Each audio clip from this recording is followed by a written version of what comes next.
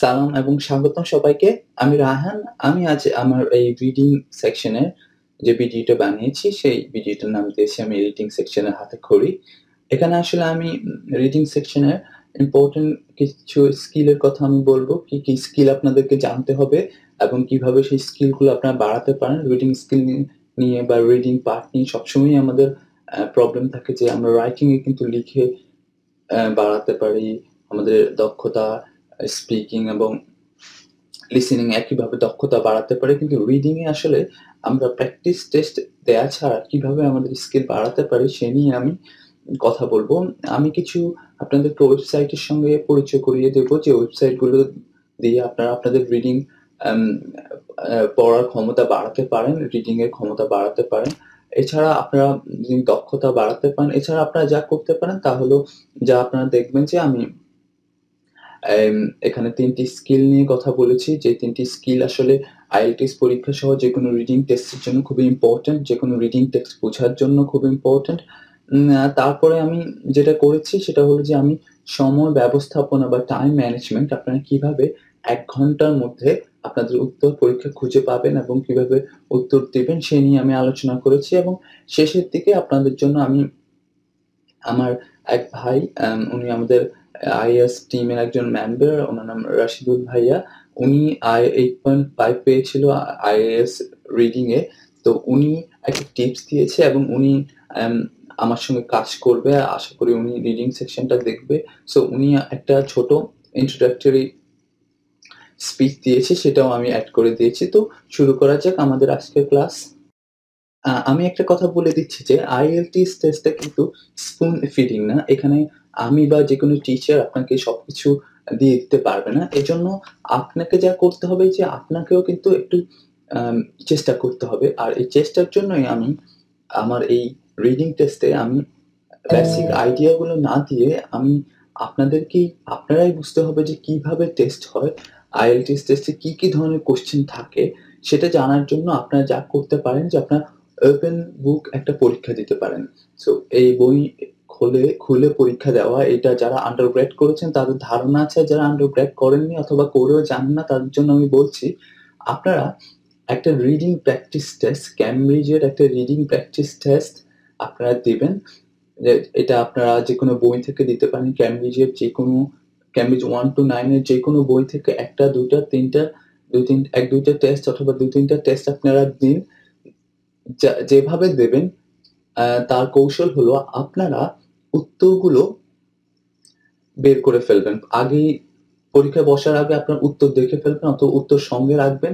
আপনি যেকোনো কোয়েশ্চেন উত্তর আপনার জানা থাকবে। আপনি তারপরেই সেই উত্তরটা নিয়েই, উত্তরটা কোথায় ছিল, কিভাবে খুঁজে বের করেছে আপনি খুঁজে বের করবেন এবং উত্তরটা আপনি চেষ্টা করবেন যে উত্তরটা আগে জানবেন। জানার পর আপনি আবার ওই কোয়েশ্চেন গুলো সলভ করবেন। তাহলে হবে কি? এক্ষেত্রে লাভ হলো যে আপনি যেহেতু উত্তর জানেন বা উত্তর আপনার কাছে আছে, সেহেতু আপনি প্রশ্নের ধরন, কি ধরনের প্রশ্ন হয় সেটা আপনি জানতে পারবেন। আপনার পরীক্ষা কেমন হয়, কতক্ষণ সময় লাগে সেই জিনিসগুলো আপনি জানতে পারবেন। কি ধরনের প্রশ্ন আসে সেই সবকিছু সম্পর্কে আপনি জানতে পারবেন এবং রিডিংটা আসলে আপনার কাছে কেমন কঠিন, রিডিং এর জন্য আপনি কতটা নিজেকে প্রস্তুত করতে হবে সে সম্পর্কে ধারণা পাবেন। তো যেটা করতে হবে যে ১ম এই আপনারা যদি আমার সঙ্গে রিডিং এ আসতে চান, আমি আপনাদের জন্য সব সেকশন গুলো দেখাবো, আমি বা আমার রাশেদ ভাই উনি দেখাবে। তো চ আমি যেটা আপনাদেরকে দিচ্ছি, যদি আপনারা ওইভাবে করেন তাহলে আপনাদের কিন্তু আমরা ক্লাস গুলো দেওয়ার আগেই, লেকচার গুলো দেওয়ার আগেই আপনাদের ধারণা হবে এবং আপনারা সহজেই কিন্তু কোপ করতে পারবেন আমাদের লেকচার গুলোর সঙ্গে। সো আপনারা ওপেন বুকে ২-১ টা এক্সাম দিয়ে ফেলেন। আর যারা অলরেডি দিয়েছেন, যারা জানেন এক্সাম ফরম্যাট সম্পর্কে তারা তো ভালোই। রিডিং হ্যাবিটটা তৈরি করা খুব ইম্পোর্টেন্ট। তো যাদের জন্য অল্প সময় আছে, এই সময় যে আপনি রিডিং হ্যাবিট তৈরি করতে পারবেন না তা কিন্তু না। আ যে আমরা যেহেতু ছোটকাল থেকেই রিডিং পড়ি না, খুব বেশি পড়া হয় না আমাদের ইংরেজি দরকার ছাড়া। তো সেহেতু আমাদের রিডিং হ্যাবিটটা থাকে না। আর এই রিডিং হ্যাবিটটা যদি আমরা গড়ে নিতে পারি, সেক্ষেত্রে IELTS এর রিডিং আমরা খুব ভালো করতে পারবো। রিডিং হ্যাবিট যদি করতে হয় তাহলে আমাদেরকে নিউজ পেপার, বাংলাদেশের ইংরেজি নিউজ পেপার আপনাকে পড়তে হবে। ইংরেজি নিউজ পেপারের সঙ্গে যে সাময়িকী থাকে, যে ম্যাগাজিন থাকে, যেমন ডেইলি স্টারের সঙ্গে ক্যাম্পাস ম্যাগাজিন থাকে, সেই ম্যাগাজিনগুলো আপনারা পড়তে পারেন। তো এছাড়াও ইংরেজির সহজ বই আছে, সেগুলো পড়তে পারেন। এছাড়া ইংরেজি রিলেটেড যেকোনো জিনিস আপনারা ইন্টারনেট থেকে পড়তে পারেন, উইকিপিডিয়া থেকে পড়তে পারেন। টোটাল কথা, আপনার চোখ যেন ইংরেজি পড়ার জন্য প্রস্তুত হয়ে যায় আস্তে, আস্তে। আপনাদের যদি পরীক্ষা ১ মাসও থাকে, প্রতিদিন আপনি যদি at least ১,০০০ ওয়ার্ড করে পড়েন, আপনি যদি প্রতিদিন ২,০০০ ওয়ার্ড করে পড়েন। আর এছাড়াও অন্য একটি কৌশলও আছে, আপনারা যদি যেকোনো প্রতিদিন আপনি ধরুন চেষ্টা করলেন যে ১৫ মিনিটে আপনি কত বেশি ইংরেজি পড়তে পারলেন, বা ১৫ মিনিটে আপনি ইংরেজি ১ম প্রথম দিন হয়তোবা একটু কম হবে, তারপর কেমন বাড়ছে এইটা আপনি দেখতে পারেন। এইসব কৌশলগুলো আপনি করতে পারেন। তবে মূল কথা হলো যে যেভাবেই হোক, আপনি যেই মাধ্যম থেকেই হোক ইংরেজি পড়বেন। আর নিউজ পেপারে ইংরেজি পড়ার জন্য একটা সুবিধা হলো, নিউজ পেপারে আমরা যেটা করি সেটা হলো, আমি একটু elaborately এখানে আলোচনা করি, যেটা পরে আপনাদের জন্য সুবিধা হবে। নিউজ পেপারে ধরুন, আমি নিউজ পেপার নিয়েই কিন্তু আমরা পড়া শুরু করি না। আমরা নিউজ পেপারের উপর চোখ বুলাই। এই চোখ বুলানোটাকে বলা হয় স্কিমিং। স্কিমিং মানে হলো, আপনি আপনি দেখছেন এক ঝলকে, বা যে আসলে আপনি কিছু খুঁজছেন। তো আপনি নিজেই আসলে জানেন না যে আপনি কি খুঁজছেন। চোখ চারদিকে ঘুরিয়ে আপনি একটা জিনিসের দিকে আপনার অ্যাট্রাকশন হয় এবং আপনি ওটা পড়া শুরু করুন। তো এই যে স্কিমিং করার পর আমরা যখন একটা নির্দিষ্ট জিনিসের দিকে টার্গেট নেব যে আমি আজকে এটা পড়বো। আমি অনেক নিউজ থেকে আমি একটা নিউজ পড়বো। সেই নির্দিষ্ট যখন আমি আমার অ্যা একটা জিনিসের দিকে চলে যাই, সেটাকে বলা হয় স্ক্যানিং। স্কিমিং, তারপর আসছে স্ক্যানিং। স্ক্যানিং করে আমরা আমরা নির্দিষ্ট কিছু জিনিস পড়ি, এবং স্ক্যানিং করে যখন আরো আমরা ক্লোজলি আন্ডারস্ট্যান্ড করি যে আসলে আমরা বিশেষ কোনো তথ্যের জন্য পড়ি, সেটাকে আমরা বলব যে অ্যাম ক্লোজ রিডিং। সো আমি এখানে ৩ টা জিনিস, স্কিমিং, স্ক্যানিং এবং ক্লোজ রিডিং, এটা আমি একটু পরে দেখব। এই ৩ টা কিন্তু আপনার রিডিং এর জন্য খুবই দরকার, এবং যখন আমরা নিউজ পেপার পড়বো, বই পড়বো, আমরা চেষ্টা করব যে এই ৩ টা হ্যাবিট যেন আমাদের মাঝে গড়ে ওঠে। আর এটা নিউজ পেপার পড়ার মাধ্যমে কিন্তু সহজেই গড়ে উঠতে পারে। আর নিউজ পেপারের আরেকটা সুবিধা হলো, নিউজ পেপারের বেশিরভাগ আর্টিকেল গুলোই কিন্তু ১,০০০ ওয়ার্ডের, যার রিডিং প্যারাগ্রাফের সঙ্গে, রিডিং প্যাসেজের সঙ্গে, পরীক্ষার সঙ্গে মোটামুটি এক ধরনের সিমিলারিটি থাকে। এবং নিউজ পেপারে সমসাময়িক ঘটনা নিয়ে আলোচনা করা হয়, বিভিন্ন আম জিনিস নিয়ে আলোচনা করা হয়, যেই ফরম্যাটটা কিন্তু আমাদের IELTS পরীক্ষায়ও থাকে। সো নিউজ পেপার পড়াটা খুবই ইম্পোর্টেন্ট, এবং এর মাধ্যমে আমরা আমাদের যে ইংরেজি পড়ার ভীতি, সেটা কিন্তু দূর করতে পারি। নিউজ পেপার ছাড়াও অনলাইনে একটি রিসোর্স আছে। সেই রিসোর্সটির নাম আমি এখানে দিয়েছি qprompter.com। এটা হলো যে, এখানে আমি একটা স্ক্রিনশট দিয়েছি। এখানে অ্যা আপনারা যেকোনো জায়গা থেকে, ধরুন একটি অনলাইন নিউজপেপার থেকে নিউজটা আপনি যদি কপি করে এখানে এনে পেস্ট করেন, এবং পেস্ট করার পর আপনি যদি এখানে রান করান, তাহলে কি হবে যে আপনি লেখাটা, এটা দ্রুত আপনার চোখের সামনে দিয়ে যেতে থাকবে। আর যার ফলে কি হবে, আপনি রিডিংটা আপনার শুধু চোখের সামনে ভাসতে থাকবে, এবং আপনি দ্রুত পড়ার যে দক্ষতা, সেটা আপনি শিখবেন। ফলে দ্রুত পড়ার যে দক্ষতা, সেটা যদি আমরা শিখতে পারি, আমরা একটা গ্ল্যান্স দেখে, সেটা কিন্তু আমাদের স্কিমিং এর জন্য ইম্পোর্টেন্ট। এছাড়াও স্ক্যানিং, যখন আপনি পড়তে, পড়তে কোনো তথ্য, আপনি নির্দিষ্ট তথ্যের দিকে আপনি অ্যাট্রাক্টেড হবেন, সেটাকে আমরা বলি স্ক্যানিং। সো এই ওয়েবসাইটটাতে যদি আপনারা যান, যদি আপনারা প্র্যাকটিক্যালি যান, আপনারা দেখবেন এখানে টিউটোরিয়ালও আছে। আই থিংক টিউটোরিয়াল না থাকলে এটা খুবই সহজ। এখানে গেলেই সবকিছু লিখা আছে। আপনি শুধু যেকোনো লেখাকে কপি করে অন্য জায়গা থেকে আনতে হবে।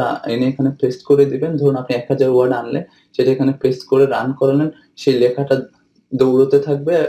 একটা লাইনের পর একটা লাইন আসবে, একটা শব্দের পর একটা শব্দ আসবে। আস্তে, আস্তে সবগুলো আসবে খুবই তাড়াতাড়ি। আপনাকে যার ফলে আপনি তাড়াতাড়ি পড়ার যে অভ্যাসটা, সেটা আপনার মাঝে তৈরি হবে, আমি আশা করি। এতক্ষণ আমি স্কিমিং, স্ক্যানিং এবং ক্লোজ রিডিং নিয়ে বকবক করছিলাম। যাদের কাছে এই ৩ টা জিনিস এতক্ষণ একটু কনফিউজিং মনে হয়েছিল, তাদের জন্য আমি চলে আসলাম স্কিমিং, স্ক্যানিং এবং ক্লোজ রিডিং কিভাবে আপনি এগুলো কি জিনিস এবং এগুলো কিভাবে আসলে আমাদের দরকার হতে পারে এবং এগুলো কেন আমরা জানবো, এই নিয়ে আমি আলোচনা করব। তো আমরা এখন দেখব প্রথমে স্কিমিং আসলে জিনিস কি এবং স্কিমিংটা আমরা কিভাবে উন্নত করতে পারি। ওকে, স্কিমিংটা আসলে কি? আমি আপনাদের জন্য এটার একটা সহজে বাংলা উদাহরণ দেই। যেমন আপনি ধরুন কোনো মানুষকে দেখে দূর থেকে আপাদমস্তক তার দেখে ফেললেন এবং তার সম্পর্কে একটি ধারণা করে ফেললেন। এই যে কাজটা আপনি করলেন এটা হলো কিন্তু স্কিমিং। তো এই স্কিমিং জিনিসটা রিডিং এর ক্ষেত্রে আমি যে কেন করব? আমরা যদি যখন আমরা জানি যে রিডিং পরীক্ষায় আমি আপনাদেরকে বলি, যখনই আপনার প্রশ্ন পাবেন সঙ্গেই আপনি ১ম একটা প্যাসেজ ধরেন আছে, সেটা প্রশ্নগুলোর দিকে একটু চোখ বুলাবেন, কেমন প্রশ্ন আপনি পেয়েছেন। প্রশ্নগুলোর দিকে চোখ বুলিয়ে আপনি প্রশ্নগুলো একটু মাথায় ঘুরাবেন এবং সেই একই সাথে আপনি চলে যাবেন আপনার প্যাসেজগুলোতে। সেই প্যাসেজটা পড়ার জন্য। আর সেই প্যাসেজটাকে কিন্তু আপনি কখনো লাইন বাই লাইন পড়বেন না। আপনি করবেন কি? আপাদমস্তক প্যাসেজটা দেখবেন। দেখে আপনি আম ওই প্যাসেজটা জেনারেল মিনিং বোঝার চেষ্টা করবেন। প্যাসেজটা আসলে কি নিয়ে খুব ভালোভাবে না, আপনি এই জন্য যে আপনি এটার অর্থ বের করবেন তা না। আপনি জেনারেলি এটা আসলে কি, এটা কেমনভাবে সাজানো আছে। সাধারণত chronologically সাজানো থাকে যে ধরুন কোনো জিনিস সম্পর্কে অ্যাম বর্ণনা করছে, এত সালে এটা হয়েছিল, তারপর এত সালে এটা কি chronologically সাজানো আছে, অথবা অনেক থিমের উপর থাকে সেভাবে সাজানো আছে, অথবা কোনো একটা ঘটনার সঙ্গে আরেকটা ঘটনা ইন্টার রিলেটেড এভাবে সাজানো আছে। টোটাল কথা আপনি স্কিমিং করবেন, আপনি আপাদমস্তক প্যাসেজটা দেখবেন, দেখে আপনি তাড়াতাড়ি প্যাসেজ সম্পর্কে কিছু ধারণা নেয়ার চেষ্টা করবেন। যার ফলে আপনাকে স্ক্যানিং করার জন্য সুবিধা হবে। কারণ এরপর আপনি যখনই প্রশ্নে যাবেন আপনার একটু ধারণা থাকবে যে হ্যাঁ, আমি এখানে এই তথ্যগুলো মনে হয় দেখেছিলাম। ফলে আপনি সরাসরি ওইখানে চলে যেতে পারবেন। আর স্কিমিং করার সময় আপনারা ইচ্ছা করলে কিছু আ আমি বলেছি ১ম এ আপনার প্রশ্ন দেখবেন। প্রশ্ন দেখে আপনার প্যাসেজ পড়তে আসবেন। সো প্রশ্ন দেখে যদি আপনাদের কিছু ধারণা থাকে যে হ্যাঁ, আপনি কোথায় দেখেছেন যে কোন সাল নিয়ে কোয়েশ্চেন আছে। সো আপনি সালগুলোর নিচে ছোট করে একটু আপনি আন্ডারলাইন করে ফেলতে পারেন। সো এইভাবে করে আপনি কিন্তু স্কিমিংটাকে আপনার পরবর্তী স্ক্যানিং এর জন্য এবং ক্লোজ রিডিং এর জন্য কিন্তু স্কিমিংটা আপনার একটা ফাউন্ডেশন। আর সো এটাই হলো আমাদের আসলে স্কিমিং।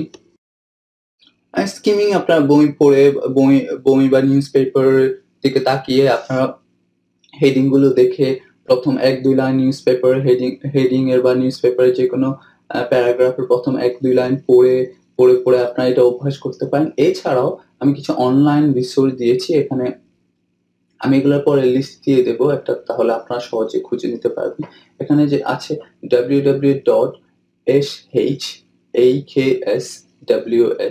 এই ওয়েবসাইটটা হলো এর আগে যে আমি দেখিয়েছিলাম ওই ওয়েবসাইটটার মতোই, কিন্তু ওই আগের ওয়েবসাইটটাতে আমি একটি স্ক্রিনশট দিয়েছিলাম যে আপনাদের একটা জায়গা থাকবে, খালি জায়গা। সেই খালি জায়গাটাতে আপনি কোনো কিছু কপি করে এনে পেস্ট করতে হবে। কিন্তু এই ওয়েবসাইটটাতে আপনি কপি না করে এখানে কিছু তাদের টপিক আছে এবং কপি করেও পেস্ট করতে পারেন, ওই অপশনও আছে। এছাড়াও এদেরই কিছু অনেক টপিক আছে।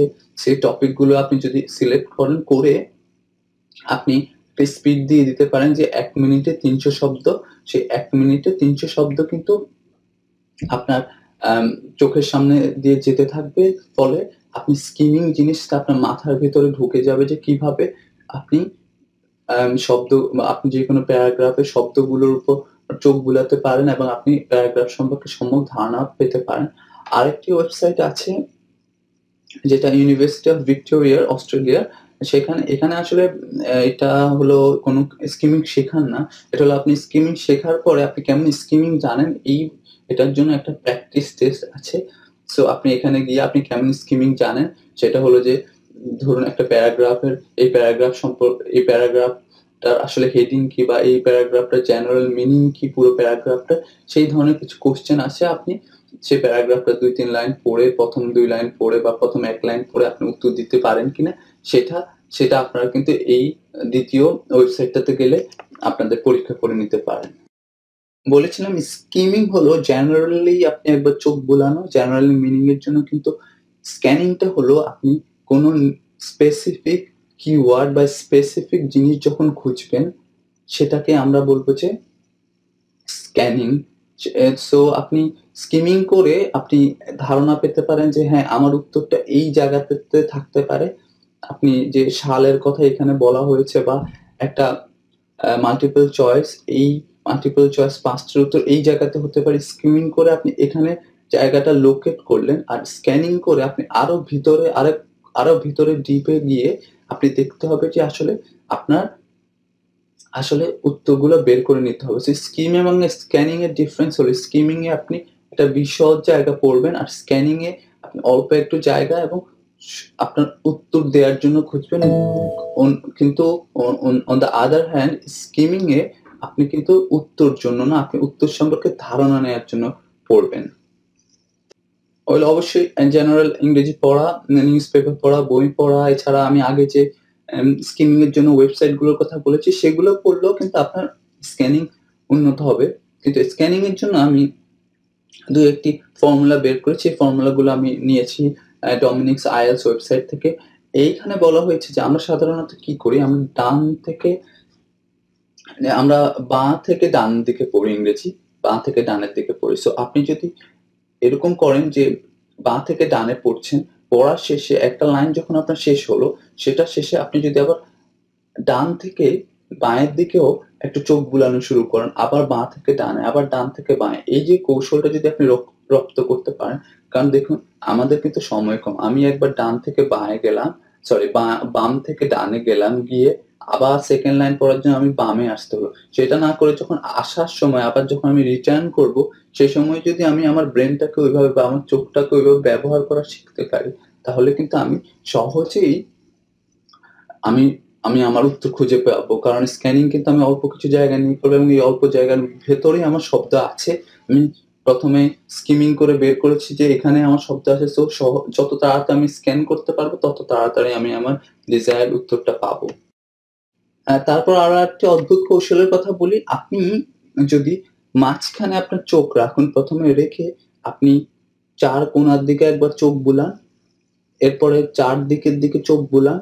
আপনি সরাসরি লাইন বাই লাইন না এসে যদি আপনি মাঝখান থেকে চারদিকে চোখ বুলান, এদিক সেদিক করে, এবং প্রতিটা দিকে যদি আপনি আপনার চোখটাকে সুন্দরভাবে নিতে পারেন, তাহলে কিন্তু আপনি সহজেই অনেক উত্তর খুঁজে পেতে পারেন। আর এটা কিন্তু খুবই কার্যকর, যেহেতু আমরা রিডিং এ কিন্তু মনে রাখবেন আইএলটিএস কিন্তু কোনো ইন্টেলিজেন্স টেস্ট না। এখানে আপনি পরীক্ষায় বসে ওই প্যাসেজ সম্পর্কে কিচ্ছু জানার দরকার নেই। আপনার শুধু হলো ওই প্যাসেজ থেকে শব্দ বের করে নেওয়া। আমার পরীক্ষার সময় আমার এখন মনেই নেই, বা আমার আসলে পরীক্ষার উপর মনেই ছিল না যে আমার আসলে প্যাসেজটা সত্যিকার অর্থে কি, লাইন বাই লাইন কি নিয়েছিল। কিন্তু আমি সকল উত্তর খুঁজে বের করে ফেলেছি। আপনাকে কিন্তু অনেক কিছু দেয়া থাকবে অপ্রাসঙ্গিক, সেগুলা বাদ দিয়ে যেখানে প্রাসঙ্গিক সেখানেই কিন্তু আপনি খুঁজে বের করতে পারেন। এইজন্য এই টেকনিকটা খুবই ইম্পোর্টেন্ট। আর এই টেকনিক গুলো যদি আপনি ভালোভাবে জানতে চান, আপনার কিন্তু ডমিনিকস আইএলটিএস ওয়েবসাইটে যাবেন এবং সেখানে গিয়ে আপনারা স্ক্যানিং, স্কিমিং লিখলে ওখানে কিন্তু ভালোভাবে দেয়া আছে। এছাড়া আপনি গুগল করলেও স্ক্যানিং, স্কিমিং এগুলো সম্পর্কে আপনি ধারণা পাবেন। স্ক্যানিং, স্কিমিং দেখেছি। স্কিমিং হলো জেনারেল মিনিং এর জন্য আপনি চোখ বুলাবেন। স্ক্যানিং হলো আপনি আরো ক্লোজ এ গিয়ে আপনি কিওয়ার্ড খুঁজে বের করবেন।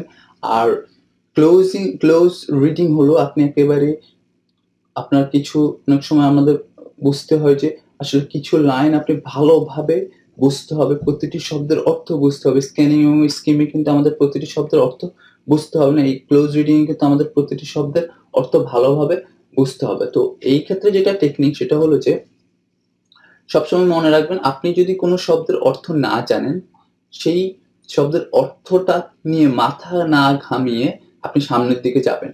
হয়তোবা সেটার উত্তর সামনের দিকে থাকতে পারে। ধরুন একটা জায়গায় একটা লিখা আছে, আপনারা সবাই জানেন যে উম ডায়াবেটিস কথাটা বা লিউকেমিয়া কথাটা লেখা আছে। তো এই যে এই লিউকেমিয়াটা আপনারা যদি না জানেন, আপনারা যদি মেডিকেল স্টুডেন্ট হন বা বায়োলজি স্টুডেন্ট না হন, আপনারা হয়তোবা জানবেন না।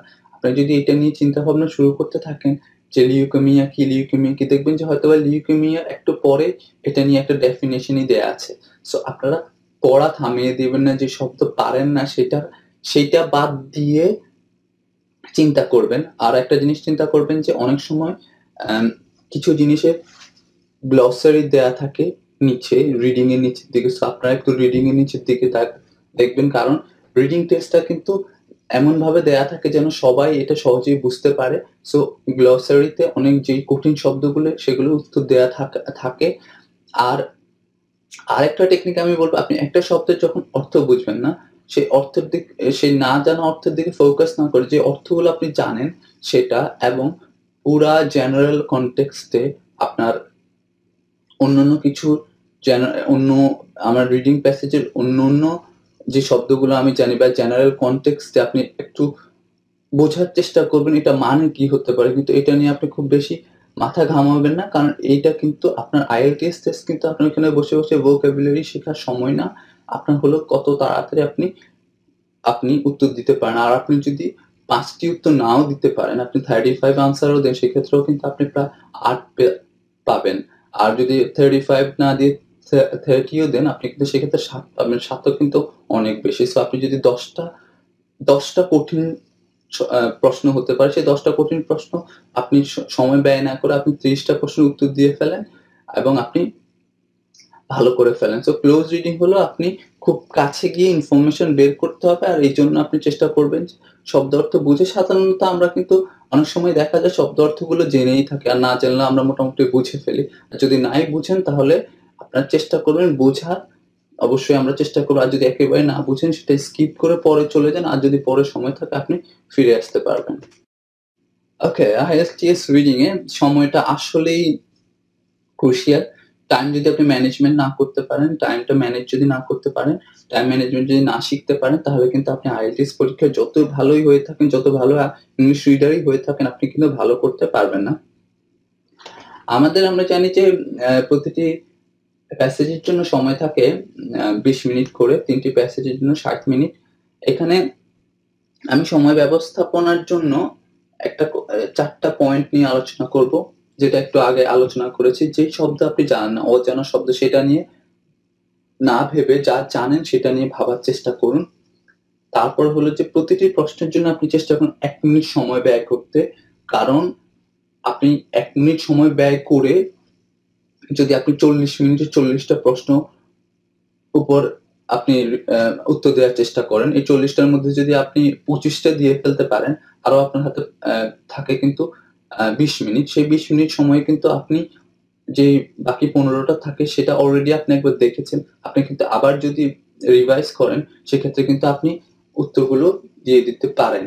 আর আরেকটা কথা হলো যে কখনোই পুরো প্যাসেজ পড়বেন না।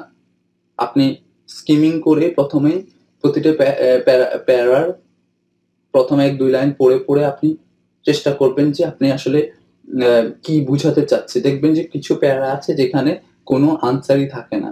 সেই আনসার সেগুলো যেন আপনি পড়ে সময় নষ্ট করবেন না। আর এখানে মনে রাখবেন 2500 থেকে 2700 শব্দের মতো থাকে। 60 মিনিট আপনি এটা পড়বেন, না উত্তর দেবেন, না আপনার উত্তর লিখবেন। সো আমার মনে হয় আপনারা জানতে হবে আসলে কিভাবে ইফেক্টিভলি স্কিমিং করা যায় এবং ইফেক্টিভলি কিভাবে ক্লোজ রিডিং করা যায়, এবং সবকিছুর বড় কথা হলো যে আপনি আসলে কতটা রিডিং টেস্টের সঙ্গে পরিচিত।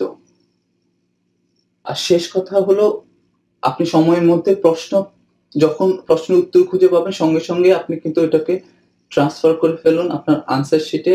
কারণ মনে রাখবেন লিসেনিং এ আমরা আনসার দেওয়ার জন্য আলাদা 10 মিনিট সময় পাই, কিন্তু রিডিং এ কিন্তু কোনো সময় পাবেন না। অনেকেই দেখা যায় সব শব্দ বের করে ফেলে, সব উত্তর বের করে ফেলে, কিন্তু সেই উত্তরগুলোকে লেখার জন্য আর সময় থাকে না। ফলে কিন্তু আপনার কোনো নাম্বারই আপনি পাবেন না, সে সঙ্গে সঙ্গে লিখে। আর আপনি যেহেতু পেন্সিল ব্যবহার করে লিখবেন, সেহেতু আপনি কিন্তু আপনার যখন যদি মনে হয় যে কনফিউজিং, আপনি কিন্তু এটা উঠিয়ে ফেলতে পারেন ইরেজার দিয়ে, পরে আবার লিখতে পারেন। সো সঙ্গে সঙ্গে আপনি ওইখানে ট্রান্সফার করে ফেলুন, এবং যদি এই জিনিসপত্রগুলো মেনে চলুন, আমার মনে হয় আপনারা টাইম ম্যানেজমেন্ট খুব ভালো করতে পারবেন এবং আপনার IELTS পরীক্ষায় খুব ভালো করতে পারবেন।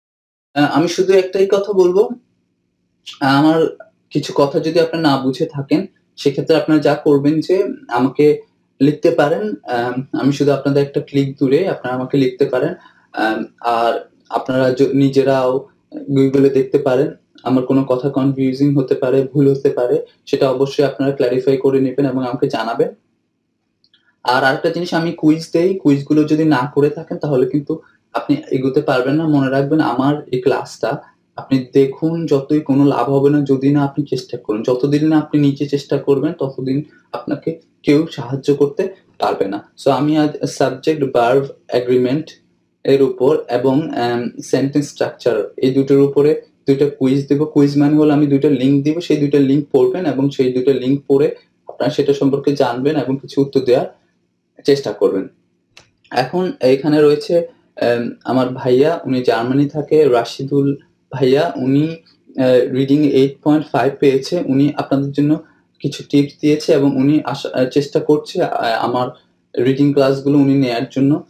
সো উনি যদি উনি সুযোগ পায় তবে আশা করি ইনশাআল্লাহ উনি রিডিং ক্লাসগুলো নেবেন। সো এখন উনি আপনাদের জন্য কিছু ছোট টিপস দিয়েছে আজকে ক্লাসে। আপনারা আসুন আমরা টিপসগুলো শুনি। হ্যালো, আমি মোহাম্মদ রশিদুল হাসান। আমি WTH আফগান ইউনিভার্সিটিতে মাস্টার্স করছি ইলেকট্রিক্যাল পাওয়ার ইঞ্জিনিয়ারিং উপর। আমি প্রথমে ধন্যবাদ দিতে চাই রাহাত চৌধুরীকে সময় বের করে এই কাজে হাত দেওয়ার জন্য। আমার পক্ষ থেকে চেষ্টা থাকবে রিডিং সেকশনটা দেখার। ছেলেমেয়েরা প্রায় এই সেকশনে এসে হতাশ হয়ে যায় এবং অন্য সেকশনের তুলনায় পয়েন্ট কম পায়, অথচ একটু চেষ্টা করলে এবং টেকনিক্যালি আর বুদ্ধি দিয়ে যদি আমরা প্রবলেমগুলো সলভ করি তাহলে এখানেও সাফল্য পাওয়া সহজ অবশ্যই। আমি আমার ব্যক্তিগত অভিজ্ঞতা থেকে আসলে এটা বলতেছি। আমি কিছু টিপস এবং ট্রিক্স এবং একটু প্র্যাকটিস করেই আসলে 8.5 পেয়েছিলাম। আমি বিশেষ করে ব্যান্ড স্কোর 9 পাওয়া আসলে সহজ হবে যদি কেউ খুব সিলি মিস্টেক না করে এই রিডিং সেকশনে। আর আমি এই রিডিং সেকশনটা ক্লাসগুলো সাজানোর চেষ্টা করবো আমার অভিজ্ঞতা, টিপস, কিছু ট্রিক্স এবং কীভাবে প্র্যাকটিস করতে হবে এই জিনিসগুলো দিয়ে। আজকে ইন্ট্রোডাক্টরি ক্লাসে শুধু হালকা আইডিয়া দেওয়ার চেষ্টা করবো যে রিডিং সেকশনে কী কী থাকে। আপনার হাতে 7 মিনিট সময় থাকবে, 60 মিনিটস। এর মধ্যে 40টি প্রশ্ন অ্যান্সার করতে হবে এবং এই 40টি প্রশ্ন আপনাকে অ্যান্সার করতে হবে 3টি প্যাসেজ থেকে। তো এই 40টি প্রশ্ন বিভিন্ন রকম হতে পারে। For example, fill in the blanks হতে পারে, ট্রু ফলস হতে পারে, এমনকি ইয়েস অর নো দিয়ে অ্যান্সার দিয়ে দিতে হতে পারে। এখন প্রতিটা প্রশ্ন যেরকম ভিন্ন ভিন্ন, তেমনি ওই প্রশ্নের অ্যান্সার বের করার টেকনিক এবং ট্যাকটিক্সও ডেফিনেটলি ভিন্ন হতে হবে। একই জিনিস ফলো করে গেলে আসলে বেশি সাফল্য পাওয়া কঠিন। সো আমাদের এই জিনিসটা অবশ্যই আমার মাথায় রেখে রিডিং সেকশনটা প্র্যাকটিস করতে হবে আর বুদ্ধি দিয়ে প্রশ্নগুলো সলভ করতে হবে। তো এটাই থাকলো আমার পক্ষ থেকে রিডিং সেকশনের হালকা কিছু আইডিয়া। পরবর্তীতে মেইন ক্লাসে আমরা বাকি ব্যাপারগুলো নিয়ে বিশদভাবে আলোচনা করব। সবাইকে ধন্যবাদ।